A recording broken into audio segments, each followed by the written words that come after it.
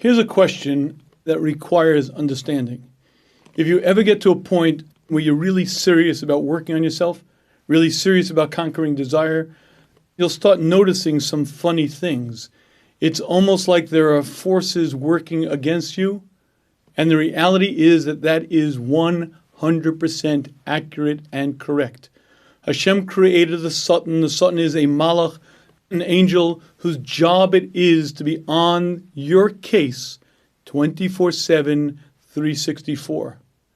And one of the questions a thinking person should ask is, who needs him? Why did Hashem create him?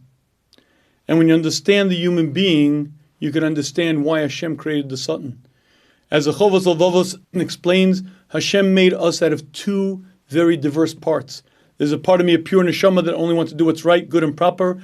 Within me, there's a nefesh bahami that only desires what it was created to desire. Those two are in constant battle, constantly fighting for primacy, constantly fighting for control over me. One or the other is always becoming more powerful. One or the other is vanquishing the opposite side. And life always is a battle. Either the seichel, the neshama, becomes stronger, or the nefesh bahami becomes stronger. The human being is ever in flux. And that, if it could be, presents one of the greatest dilemmas. What happens if? What if a person, from the time he comes to some level of understanding, listens to his neshama, listens to that voice inside that tells him what's right and good and proper? He'll grow and grow and grow. His neshama will become more and more powerful.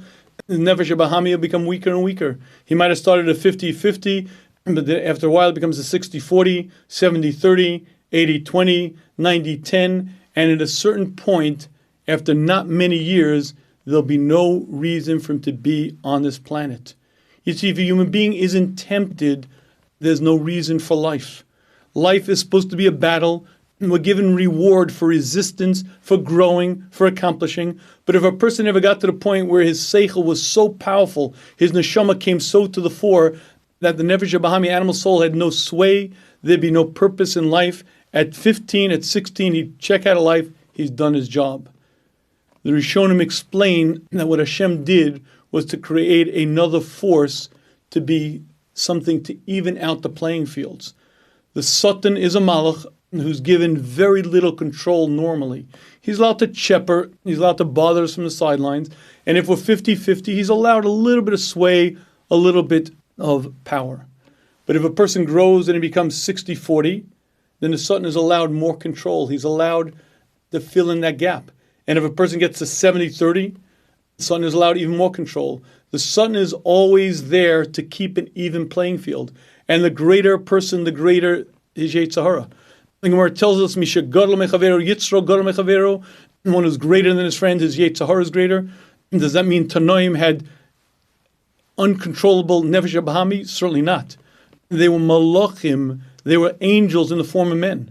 But because they were so great, their Satan was allowed to operate at tremendous capacities. And if we were ever faced with that, we'd be crushed.